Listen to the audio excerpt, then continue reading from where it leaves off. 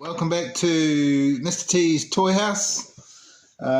Just letting you know that today I got given a box from my mate Christopher, who has sold me some stuff in the past. So I thought I would show you guys today what's in the box. Okay, so we'll open this box up. Now, just so you guys know, so I didn't have to fluff around for so long. Generally, people I buy off, they pack really well, so I spend a lot of time unpacking all the wrapping. So I've just unpacked all the wrapping so we can go straight into looking at what I've got in my box. Okay, so first things first, I saw this on his post, which is pretty cool, Unimog. I have the complete set, and I had it for sale. Somebody only wanted to buy the Unimog, so I was good enough to let him have just the Unimog, but to complete that set I had to get one back. So Chris had this on a really good price, and that's good enough for me, mate, and I'll take that. Thank you Christopher. Next on my list, this is the reason I normally have a reason why I buy off people. This generally comes down to one car. But because of postage, I normally just try to fill up that box as best as I can, so I get better value for money with my postage, so I don't have to keep posting all the time.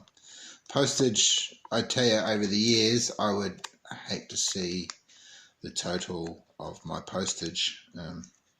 For us in the South Island down here, North Island up here, for us in the South Island, we have to get it shipped, and it does cost. However, I find the North Island guys have all the good stuff. So, like I said, this was the reason why I bought it, was this little baby here, a matte black Lexus. Oh, I really like this car. It was part of a 2-pack. The 2-pack had a car I already had, so I wasn't really into it. However, yeah, man, this car itself alone is so cool. We're not going to try to get too many fingerprints on it, but yeah, no, cool car. Very cool car. Alright, next, a couple that are actually kind of the same. I think they are the same, but different livery. You guys know I do have a fair amount of Skylines. So this was a little wee treat for me, and I've been wanting it, and I had it, and I let it go. I still have one in a box, but I really wanted one open, and that's this little beauty from the Fast and Furious. Cool little car. It's quite funny, you see the difference in grills between these two cars. There's the C10, and I think the other one's just called a 510. One has the grill's completely different. I think I've got one here. I do have one here, I don't think it. And you can see the difference. Both square bodies, but mate, one's a lot more modern than the other one. I think this is the older of the two. But both very cool castings. Both have that square body look, which I like. Can go back in there, and that can go in there. And last car, I only had 4 cars in my box. Normally you get about 5 open car, well, 4 to 5 carded ones in a box of this size. Open ones I could probably fit a whole lot more, but the ones that he had left for sale, I was a bit late on the sale too. The ones he had left were not really appealing to me, and I generally only buy for a reason, which is a good way to go. If you're just buying for the hell of it, you're going to end up with a pretty wacky collection.